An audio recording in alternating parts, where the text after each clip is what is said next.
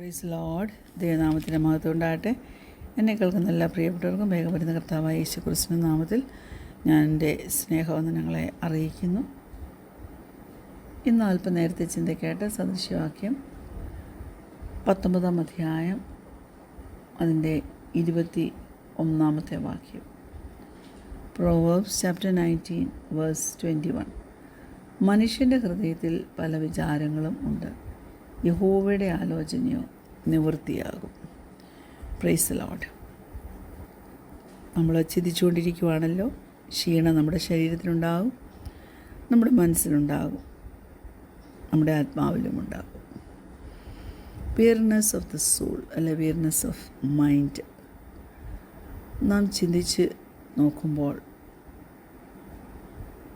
ശാസ്ത്രം പറയുന്നത് നമ്മുടെ മനസ്സിനകത്ത് ഒരു ദിവസം 60,000 ചിന്തകൾ വരും. അതിനകത്ത് 85% നെഗറ്റീവാണ്, 98% റെപ്പറ്റീറ്റീവാണ്. അത് കേൾക്കുമ്പം തന്നെ നമ്മളങ്ങ് ടയേർഡാകുക, എക്സോസ്റ്റിംഗ് ആകും അല്ലേ. റിയാലിറ്റി എന്നാണെന്നറിയാമോ? നമ്മളിൽ അനേകർ ടോക്സിക്കായിട്ടുള്ള ചിന്തകളെ ഇങ്ങനെ അയവിറക്കി ചിന്തിച്ചുകൊണ്ട് ഇങ്ങനെ മുന്നോട്ട് പോയിക്കൊണ്ടിരിക്കുക. അങ്ങനെ വരുമ്പോൾ മെൻ്റൽ ആൻഡ് ഇമോഷണൽ എക്സോഷൻ ഉണ്ടായിരിക്കും, ക്ഷീണമുണ്ടായിരിക്കും.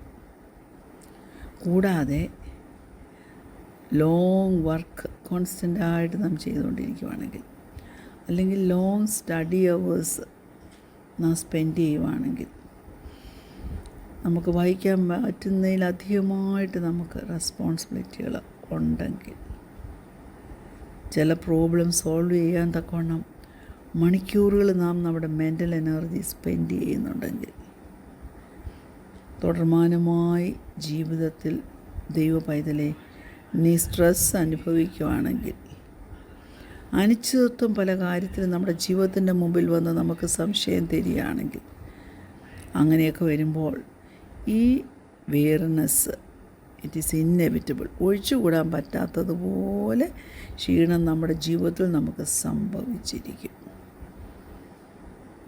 ബേൺ ഔട്ട് എന്നും പറഞ്ഞുകൊണ്ട് ഒരു ഇംഗ്ലീഷിൽ അങ്ങനെ പറഞ്ഞു, ബേൺ ഔട്ട്. അതായത് തീർത്തും എക്സോസ്റ്റഡ് ആകുന്നതിന് ഉപയോഗിക്കുന്ന ഒരു ടേമാണ്. അത് നമ്മുടെ മെൻ്റൽ ഗിയർ മാറ്റുവാൻ നമ്മൾ പഠിച്ചില്ലെങ്കിൽ അതിൻ്റെ വളരെ കാലം കൊണ്ടുണ്ടാകുന്നൊരു ഫലമാണ്, ഒരു ലോങ് ടേം ഫ്രൂട്ടാണ് ഈ ബേൺഡ് ഔട്ട്. അല്ലെങ്കിൽ നമ്മൾ നമ്മുടെ മെൻ്റൽ ഗിയർ മാറ്റുന്നത് എങ്ങനെയാണെന്ന് മനസ്സിലാക്കിയേ പറ്റൂ. അപ്പോൾ അങ്ങനെ ഒരു ബേൺ ഔട്ട് ഫീലിംഗ് നമ്മുടെ ജീവിതത്തിൽ വരുവാണെങ്കിൽ നമ്മൾ ഇമോഷണലി വട്ടപൂജ്യമാകും, ഡ്രെയിൻഡായിട്ട് സകല ശക്തിയും ചോർന്നു പോയി തളർന്നവരെ പോലെ ആയിപ്പോവും. കാരണം ഈ കൺസിസ്റ്റൻ്റായിട്ടുള്ള സ്ട്രെസ്സും നമ്മൾ വഹിക്കുമല്ലേ നമ്മുടെ ജോലിയിൽ. ചിലപ്പോൾ ആ സ്ട്രെസ്സ് വഹിക്കുന്നത് നമ്മൾ നമ്മുടെ കുടുംബത്തിലായിരിക്കുമെന്നേ. ദൈവത്തിലെ ചിലപ്പോൾ നാം ആ സ്ട്രെസ്സ് വഹിക്കുന്നത് നമ്മുടെ സോഷ്യൽ റെസ്പോൺസിബിലിറ്റിക്കകത്തായിരിക്കും. റൂത്ത് ഹെയ്ലി ബാർട്ടൺ എഴുതിയൊരു ബുക്കുണ്ട്, അത് നിങ്ങൾക്ക് എവിടുന്നെങ്കിലും കിട്ടുവാണെങ്കിൽ നിങ്ങളൊന്ന് വായിക്കണം. Strengthening the soul of your leadership എന്നാണ് ബുക്കിൻ്റെ പേര്. അതിനകത്ത് നമ്മുടെ മനസ്സിന് വരുന്ന ക്ഷീണത്തെക്കുറിച്ച് പല കാര്യങ്ങൾ പറയുന്നുണ്ട്. അത് പല കാരണങ്ങൾ കൊണ്ടാണ് നമ്മുടെ ജീവിതത്തിലുണ്ടാകുന്നത്. ഏകാന്തത ജീവിതത്തിൽ വരുമ്പോൾ അത് നമ്മുടെ ജീവിതത്തിലൊരു വലിയ വെല്ലുവിളിയായിട്ട് തീരും. കാരണം എല്ലാ സമയത്തും നമ്മുടെ ജീവിതത്തിൻ്റെ കൺട്രോള് ഒരു കടിഞ്ഞാണിട്ടതുപോലെ നിൽക്കുന്നൊരു തോന്നലായിരിക്കും. എന്നാൽ പല ചലഞ്ചസ് നമ്മൾ നേരിടുന്നുണ്ടെങ്കിലും, പല വെല്ലുവിളി വരുന്നുണ്ടെങ്കിലും, ഞാൻ ഇതേക്കുറിച്ച് ചില കാര്യങ്ങൾ ചെയ്ത് ഇതിന് ഞാൻ പുറത്ത് വന്നോളാമെന്നുള്ള ആ ഒരു ഐഡിയ മനസ്സിൽ വെച്ചുകൊണ്ട് നടക്കുവാണെങ്കിൽ തീർച്ചയായിട്ടും നമുക്കൊരു എനർജി കിട്ടും. അല്ലേ? പിന്നെ നമ്മുടെ ഈഗോ ഉണ്ടല്ലോ, അത് നമ്മളെ ഒട്ടും മുന്നോട്ട് വിടത്തില്ല. എന്നാണേലും പുറമേ ചില കാര്യമൊക്കെ ഞാൻ അക്കംപ്ലിഷ് ചെയ്തേ മടങ്ങുകയുള്ളൂ എന്നുള്ള ഒരു ദൃഢനിശ്ചയത്തോടെ എന്തെങ്കിലുമൊക്കെ ചെയ്ത് കൂട്ടുമ്പോൾ, അല്ലെ ചില അച്ചീവ്മെൻറ്റ്സ് ഞാൻ ഉണ്ടാക്കിയെടുക്കും എന്ന് നീ തീരുമാനിക്കുമ്പോൾ ഉണ്ടല്ലോ, നിൻ്റെ സെൽഫിൽ നിനക്ക് അല്പമെങ്കിലും ബലം അവശേഷിക്കുന്നതിനെ നിലനിർത്താൻ നിനക്ക് പറ്റും. ഇല്ലെങ്കിൽ ആ ശക്തി നിനക്കങ്ങ് ഡ്രെയിൻഡായിട്ടങ്ങ് പോകും. അപ്പം ആർക്കും ഏകാന്തത ഇഷ്ടമുള്ള കാര്യമല്ല. അതുകൊണ്ട് നാം ഏകാന്തതയെ എതിർക്കും എങ്ങനെയും. കാരണം ഏകാന്തതയിൽ പോയാൽ നമുക്കറിയാം നമ്മുടെ ആങ്സൈറ്റി കൂടുതൽ വർദ്ധിക്കത്തേ ഉള്ളൂ. അത് നമ്മെ തീർച്ചയായിട്ടും നമുക്ക് ചെയ്യാവുന്ന എന്തെങ്കിലും സംഗതികളുണ്ടോ അതിൽ നിന്ന് പോലും നമ്മളെ വലിച്ചടിച്ച് താഴെയിടും. ഇങ്ങനെയുള്ള കാര്യങ്ങളൊക്കെ നമ്മുടെ ജീവിതത്തിൽ നാം മനസ്സിലാക്കി നമ്മൾ എന്തെങ്കിലും കാര്യം ചെയ്യുമ്പോഴും എന്തെങ്കിലും കാര്യങ്ങൾ സമ്പാദിച്ചു കൂട്ടുവാൻ നാം കടന്ന് പരിശ്രമിക്കുമ്പോഴും റിയാലിറ്റിയിൽ നമ്മൾ മനസ്സിലാക്കണം, നമ്മുടെ ജീവിതത്തിൽ നമ്മൾ തെറ്റായ രീതിയിൽ ചിന്തിച്ചു പോയാൽ നല്ലതിൽ നിന്ന് നമ്മൾ ഈവിളിലേക്ക് വീണു പോകും. നല്ലതിൽ നിന്ന് നാം താഴേക്ക് വീണു പോകും. അപ്പോൾ അത് നമ്മളെ പാപത്തിൽ കൊണ്ടെത്തിക്കുകയും ചെയ്യും.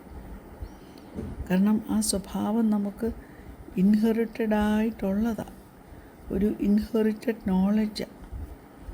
നമുക്കറിയാം, ഉൽപ്പത്തി പുസ്തകം 3-ാം അധ്യായത്തിൻ്റെ 5-ാം വാക്യത്തിൽ ഇങ്ങനെ പറയുന്നു, അത് തിന്നുന്ന നാളിൽ നിങ്ങളുടെ കണ്ണ് തുറക്കുകയും നിങ്ങൾ നന്മ തിന്മകളെ അറിയുന്നവരായി ദൈവത്തെ പോലെ ആകുകയും ചെയ്യുമെന്ന് ദൈവം അറിയുന്നു എന്ന് പറഞ്ഞു.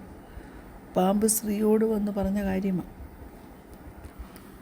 ആ ചിന്ത സ്ത്രീയുടെ ഉള്ളിൽ വന്ന് വീണപ്പോൾ സ്ത്രീ അത് വിശ്വസിച്ചു, പാപം ചെയ്തു, തെറ്റി.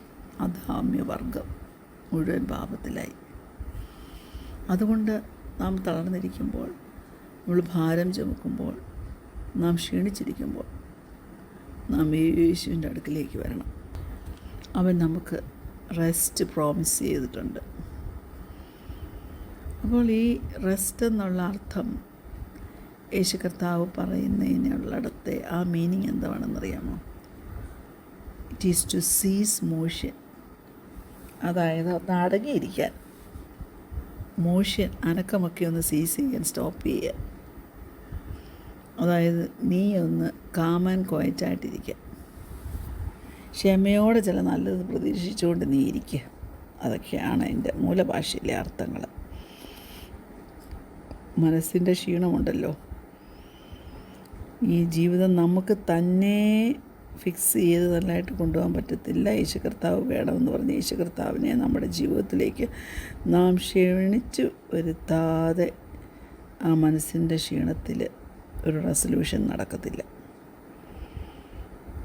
നമ്മൾ ക്വയറ്റ്ലി പേഷ്യൻ്റ് എക്സ്പെക്റ്റേഷനോടെ ദൈവത്തിന് വേണ്ടി വെയിറ്റ് ചെയ്താൽ ആ റെസ്റ്റിംഗ് ടൈമിൽ ദൈവം നമ്മെ റെസ്റ്റോർ ചെയ്ത് എടുക്കും. Praise God.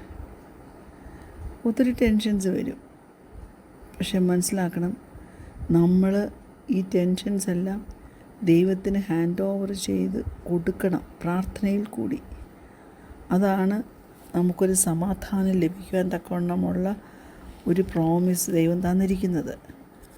അതായത് എല്ലാം നമ്മൾ സ്തോത്രത്തോടുകൂടി ദൈവത്തെ അറിയിച്ചാൽ സകല ബുദ്ധിയെയും കവിയുന്ന ദൈവസമാധാനം നമ്മളെ കാക്കുമെന്ന് ദൈവം നമ്മെ പഠിപ്പിച്ചിട്ടുണ്ട്. Praise God. സകല ബുദ്ധിയെയും കവിയുന്ന ദൈവസമാധാനം നിങ്ങളുടെ ഹൃദയങ്ങളെയും നിലവുകളെയും ക്രിസ്തുയേശുവിൽ കാക്കുമെന്ന ഫിലിപ്പിയ ലേഖനത്തിൽ പൗലോസ് നമ്മളെ പഠിപ്പിക്കുന്നത്. അപ്പം പ്രാർത്ഥനയിൽ ഇത് അറിയിക്കുന്നൊരു ഫോമുല കുഞ്ഞെ നിനക്കറിയാമോ? Praise lord. ദൈവം നല്ല ക്ലിയറായിട്ട് എല്ലാ കാര്യങ്ങളും നമ്മൾ പറഞ്ഞിരിക്കുന്നത്. Don't worry, instead pray. Worry അടിക്കല്ലേ കുഞ്ഞെ, നീ പ്രാർത്ഥിക്കേ. എന്നാൽ ഞാൻ നിങ്ങളെ എൻകറേജ് ചെയ്യുന്നത് എന്തിനാണെന്നറിയാമോ? നമ്മുടെ സൃഷ്ടാവാൻ ദൈവത്തെ നമ്മുടെ എല്ലാ ചിന്തകളിലേക്കും കൂടെ നാം ക്ഷണിച്ച് വരുത്തണം. ഭയപ്പെട്ടു പോകരുത്. റെസ്റ്റിൽ ചെയ്ത് നമ്മുടെ ആവശ്യം നാം നേടിയെടുക്കണം.